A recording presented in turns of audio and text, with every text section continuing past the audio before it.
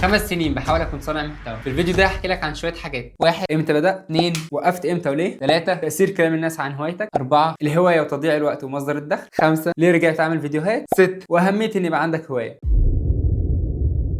بدايتي كانت في 2019. كنت حابب ابدا صناعه محتوى وما كنتش اعرف اي حاجه عن المونتاج، كنت بفضل اتهته في الكلام، وبعدها اتعلمت امنتج بالموبايل ورجعت في شهر 10 2020. بعدها الناس اللي حواليا قعدت تقول ايه ده انت هتبقى غني، هتجيب فلوس بقى وشويه حاجات من الكلام ده، فتحاول اني بعمل حاجه بحبها وشغفي ليها لاني ابقى غني. عملت انواع محتوى كتير: سكتشات، صدمة كبيرة، فيديوهات رياكت. السلام عليكم ورحمه الله وبركاته، معكم فانتا، فيديو جديد من قناه فانتا. تحديات وحاجات كتير قوي، وكل ده عشان اجيب فيوز. وصلت لدرجه ان انا اكتب ليركس للاغاني. وقتها ما كانش في سبوتيفاي ولا اي منصه بتكتب ليركس، وما كانش حد بيفهم الراب. انا كنت مغرم جدا بالراب، وبسمع راب من 2019 وقتها، من 2019 اعتقد. وبقى بسمع التراك مثلا 30 40 مره علشان اعرف الليركس صح، لدرجه ان في تراك ضرب معايا جاب 450 الف، ونزلت حلقات واتس وحاجات بقى ترند، اللي هو مثلا سايبر المعادي. بس فانا عايز فيوز، عايز فلوس، فاهمني؟ فالحوار اتحول 180 درجه من حاجه انا كنت بحبها وشغفي ليها، لان انا اجيب فلوس بسبب واحد قال ان اليوتيوب بيجيب فلوس. وجات لحظه سالت نفسي: هو انت بقيتش غني ليه؟ بعد الذنوب دي كلها انا مش معايا فلوس اصلا، لسه ما اتغنيتش، لسه ما بقتش غني. وقتها ما كانش عندي خبره ان انا احول البيزنس ده، اليوتيوب ده، احوله لبيزنس خاص بيا واجيب منه فلوس كويسه بقى بالطريقه اللي انا عايزها فعلا. وبطلت، وللحظه لقيت نفسي اتحرمت من هوايتي، وكل ده بسبب ان انا حولت الهوايه ان انا عايز اجيب فلوس من الهوايه بتاعتي. الهوايه اللي بتخفف عن المشاكل واللي هو انا عايز افصل بيها عن العالم كله، اتحولت هي السبب في الضغوطات دي، ان انا مبقاش معايا فلوس وان انا ما بقيتش غني زي ما كنت متوقع. يعني كنا بنخرج فيها الطاقه السلبيه، بقت هي الطاقه السلبيه علينا يعني. فصباح الفل. وبصراحه ممكن لو ما كنتش فكرت فيها بحوار الفلوس كنت ممكن اوصل اسرع، او اوصل لحاجه وبعدها الفلوس هتبقى تيجي لوحدها. ده برضو اللي كنت عمال اقول، اللي هو لو كنت استمريت في ان انا انزل كان هيحصل ايه، وهل كان الكونتنت بتاعي هيكون مناسب. مثلا كنت بعمل فيديو رياكت، فيديو كذا، مع احترامي لكل اللي بيعملوا رياكت، بس انا مش لاقي نفسي في الحوار ده. انا عايز اسيب اثر يكون كويس، الناس تفتكرني بيه بعد ما اموت. انت فاهمني صح؟ دايما في كلام بيتقال ولحد دلوقتي لسه بيتقال: هو انت بتعمل فيديوهات وتضيع في وقتك وفلوسك وانك تجيب معدات اضاءة ومايك طالما مش هتستفاد بيها؟ يعني بتعمل الكلام ده كله ليه؟ ودايما كنت بسمع الكومنت ده، اللي هو يا ابني انت مش كنت عملت حاجة افيد واحسن ليك؟ لحد دلوقتي في ناس كتير مفكرة ان الهواية تضييع وقت. سواء مثلا انت عمر بتحب تسكيت، اللي هو ايوه دي رياضة، صباح الفل، انت بتقول ايه؟ وقتها انا بس كنت بسمع كلامهم، اللي هو جماعه تمام، يعني انتوا عندكم حق، انتوا ناس اكبر مني، انتوا ناس فاهمين وعاقلين، ولازم اخد منكم نصيحه لان انتوا اكبر مني بكتير، فعندكم خبرات كتيره في الحياه. وللاسف ده كله كان غلط يعني. فصباح الفل.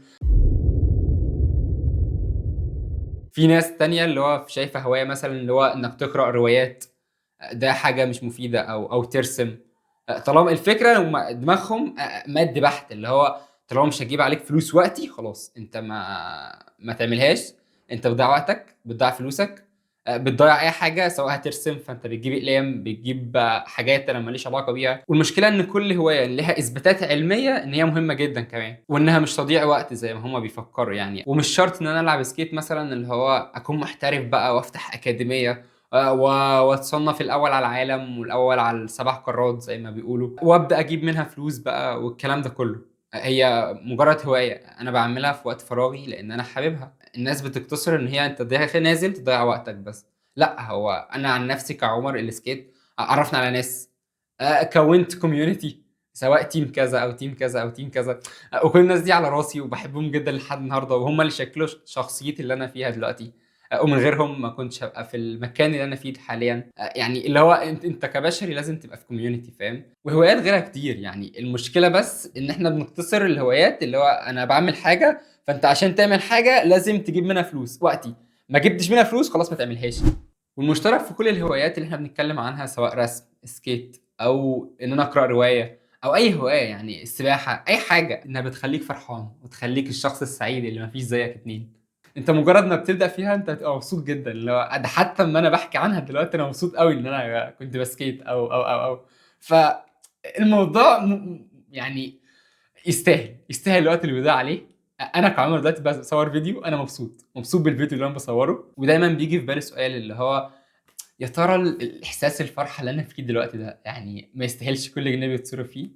بعيدًا عن الجهات، ما يستاهلش الوقت اللي أنا بابذله فيه، أو بادّي وقت لصناعة المحتوى أو أتعلّم مونتاج، إن أنا أصوّر فيديو، أمنتجه، أرميه على النت، ناس تشوفه، ناس تقول لي والله جميل، عسل، كويس، استمر، كذا، كذا. كنت باتكلّم في نقطة اللي هو لو قدرت أحوّل الهواية بتاعتي لشغل، اللي هو أنا باعمل حاجة باحبها كل يوم ومع ذلك بتجيب لي دخْل، اللي هو أنا باستمتع وبتجيب لي فلوس. فالموضوع لأ، الموضوع جميل بصراحة، جميل أوي والله. أهمية إن يبقى عندك هواية، وهنا مش هاقتصر على الفلوس بس، إنك تبعد عن روتين اليوم الممل وإنك تخصص وقت تعمل فيه حاجة معيّنة أو هواية معيّنة أنت بتحبها، ده هيجدد طاقتك ويخلّيك تفصل شوية عن العالم اللي حواليك، وهتبقى جاهز كده ومشحون بpower كده يضرب السما حرفيًا، اللي هو أنا جاهز لأي ضغوطات تانية. الأسبوع ده كله هيكون مثلًا وَش وحوارات ومذاكرة، كورسات وسكاشن والكلام ده كله، هاجي الخميس بقى هاعمل حاجة أنا باحبها فخلاص هتدّيني طاقة أكتر للأسبوع اللي بعده. أنا حاولت أرجع كذا مرّة للموضوع ده، بس كان دايمًا ييجي سؤال في بالي اللي هو أنت بتضيّع وقتك، بناءً على إن أنا باسمع كلام الناس الكبيرة. بس المرّة دي مختلفة، أنا واعي كفاية جدًا إن أنا أعمل حاجة أنا باحبها، ومش هاسمع كلام اللي حواليّا اللي كانوا دايمًا بيقولوا اللي هو الهواية مش هتجيب لك فلوس، أو ما تضيّعش وقتك فيها والكلام ده كلّه. وزي ما قُلت قبل كده دلوقتي اللي هو فكرة إن أنا أكتب فيديو، أكتب الحاجات اللي في دماغي على ورق، أقوم أصوّرها، بعد التصوير أروح أمنتجها، بعد المونتاج أرفعها، ده لوحده كافي إن أنا أعمل الحاجة اللي أنا باحبها. سواء الهواية اللي باحبها اتحوّلت لمصدر دخل أو لأ، فأنا مستمتع بالرحلة، مش مستني حاجة في المقابل. واتعلّمت من غلطي ومش هاغلط نفس الغلط تاني، اللي هو أنا هاستنى فلوس من الهواية، لإن الموضوع الفلوس لمّا بيوصل للدرجة دي بيبوّظ الدنيا. وعشان ما أقعش تاني وأبطّلها، لإن الغاية بتختلف. الغاية الأول كانت إن أنا أعمل فيديوهات، لإن أنا باحب أعمل فيديوهات. الحوار أمّا اتحوّل لمصدر دخل، أنا وقعت.